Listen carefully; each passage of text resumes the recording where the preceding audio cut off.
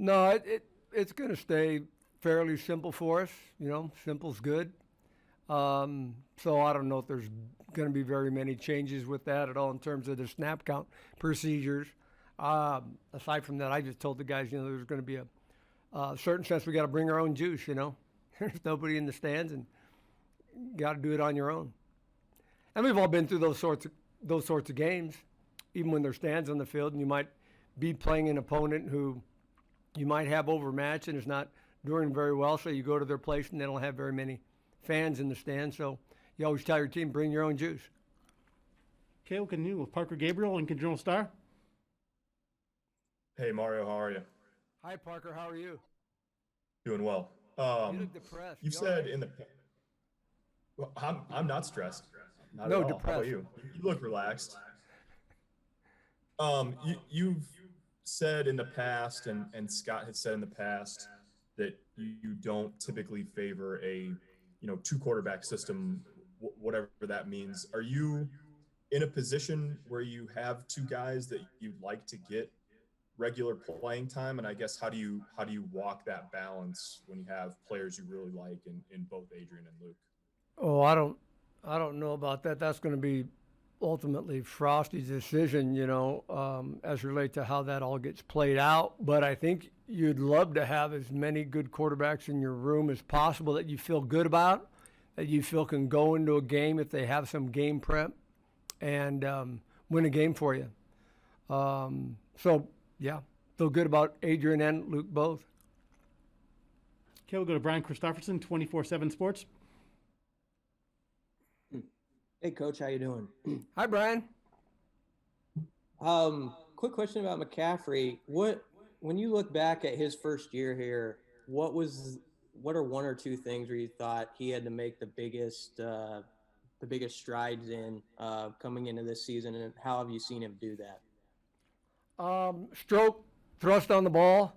He's worked hard on that in the offseason, and it's showing up with the way he's flinging it around right now. Some small issue feet things, but nothing major. He's cleaned those up. Do we have more work to do? Absolutely. So there's still things we're going on. But to answer your question, it'd probably be thrust on the ball, just in terms of that effectiveness and efficiency with it. A quick one on Logan too. Where do you see him at? How has he fit in here in this kind of weird, disjointed off season? Yeah, very similar to how when Luke came in. His issue particularly was he just didn't get very many reps in spring, right? So we've done as good a job as we possibly can getting him caught up with the experience part of it. But like Luke, he had some things that he needed to get cleaned up. And because of the delay, I think in a kind of a weird, goofy ass way, he's probably further ahead than he normally would be. Excuse my French. Okay, we'll go with Evan Bland, Omaha World Herald. Hey, Mario. Good morning. Hi, Evan. Hey, I'm just curious, as you evaluate Luke and Adrian specifically in this thing, how much would you say the experience gap has closed between those two from last year, and how big a factor is that as you evaluate these guys moving forward? Oh, I don't think it's as probably big as maybe it would be if Lucas had never got any reps.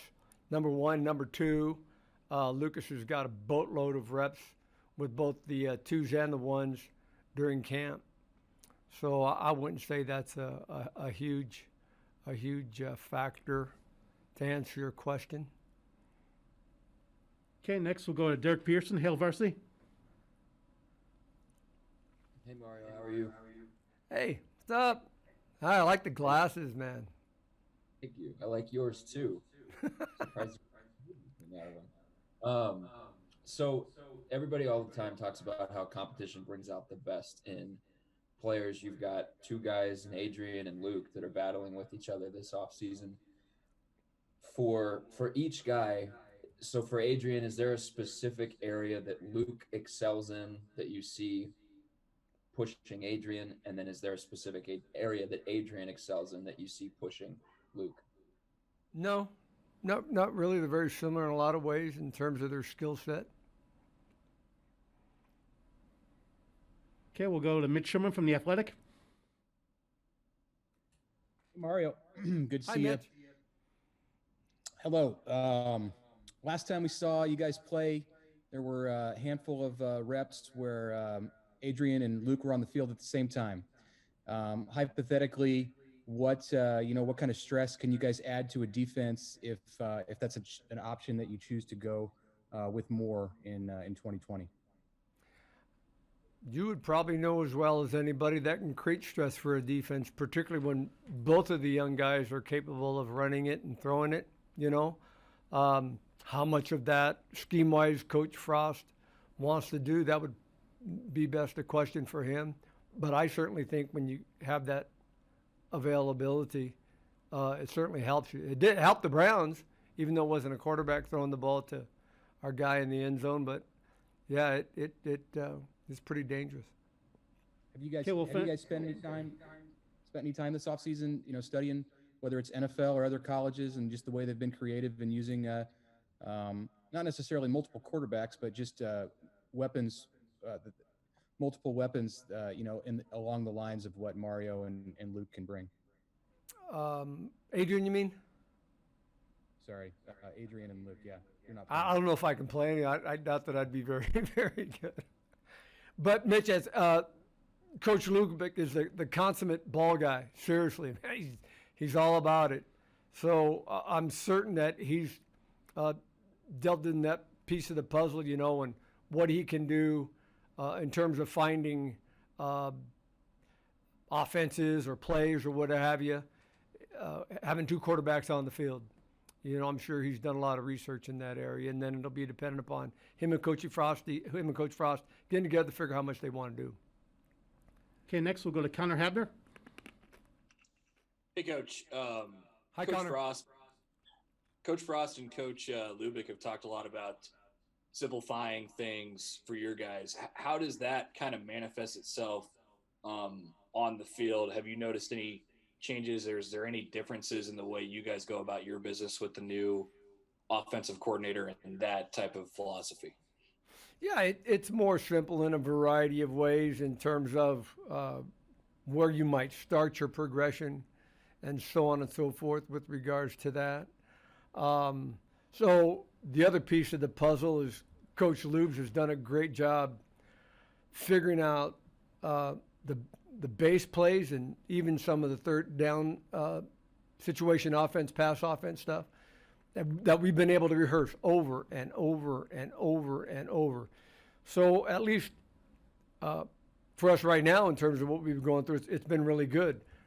How it's going to translate into competition, we're going to find out. But I feel real good about it right now. Next, go to Parker Gabriel, Lincoln Journal-Star. Hey, Mario. So I'm curious about with everybody, getting an extra year of eligibility and this year, quote unquote, not counting for your eligibility clock. What does that mean for Logan and maybe getting him into a game at some point? And then I'm also curious how far Matt Masker has come at this point and where your comfort level is with him as a guy, depth in your room too. Well, first off, with regards to Logan, it's a great opportunity for him, and he would love to play without losing any eligibility. So he's ready for that. With regards to his playbook test and all that craziness, he's sharp as a tack. So he's ready to go in terms of that. So if we decide to put him in a game, Frosty wants to, Lubes wants to, he knows what he's doing, so that would be tremendous for him, and then knowing that you're not going to lose any eligibility. With regards to Matty Masker's just a tough-ass Nebraska kid, got a great gun, he's got pretty good wheels.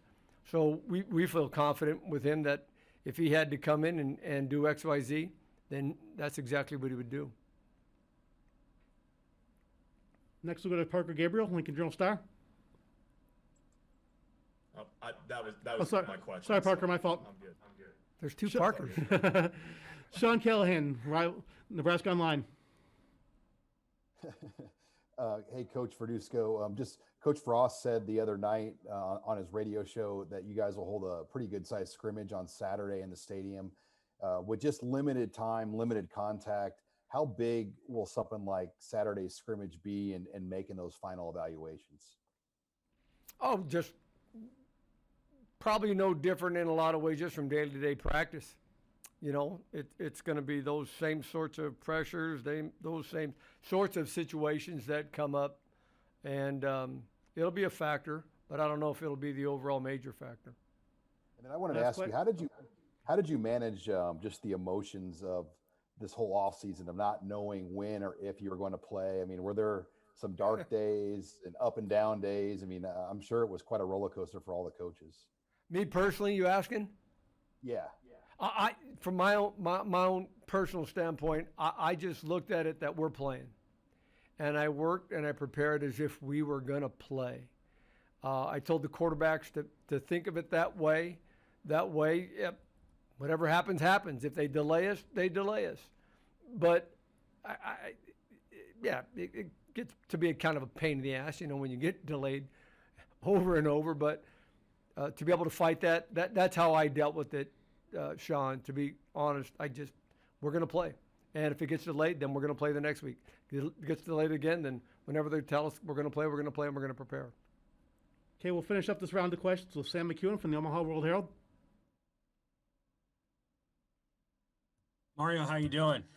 I'm doing fine, Sam. How are you? Good. I'm keeping my screen dark because I don't want you to tell me I'm depressed. Oh, man, come on, man. Let me see that lovely face, yo. Yeah, I know I do. So you're this is kind of a follow-up question to what Sean was asking. You know, you're very hands-on and very, you know, you coach in a very personal way with your quarterbacks, and I'm just curious how the coronavirus may have changed that a little bit. I know that you're used to giving the guys, for example, their tests in your house and all that other stuff. How has that changed? And more importantly, quarterback is a position where if you lose a bunch of guys because of contact tracing or whatever, it's a problem. So how do you kind of navigate how you're coaching them so that if one guy tests, maybe another guy doesn't get it, so on and so forth? Yeah. First off, I'm a hugger, so I couldn't hug them as often as I'd like to. That's number one.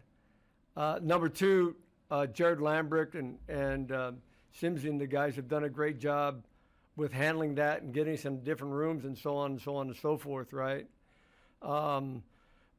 Which was interesting for us when we got back to the quarterback room. I put names on each of their chairs so that they were sitting in the same chair all the time, making sure they were spread out. When I get here in the morning, I get those, I don't know, what are they, Clorox disinfectant towels, whatever the hell they are. So I go in every morning and I wipe down their chairs, the back of the chair, where they're sitting, the keyboard, and all of that sort of stuff to make certain that we're as self-contained in this bubble and clean as possible. I hope that answers your question. It does. Yeah. You feel, has it otherwise been normal, like when you're coaching them out on the field? That piece of the puzzle has, absolutely. I haven't really kind of noticed anything with regards to the impact of COVID when I'm out on the field coaching. Most of it has been in the building itself, and even before, there was a point in time where they were not allowed up on our floor, which was kind of weird for me not to see them as much as I usually do.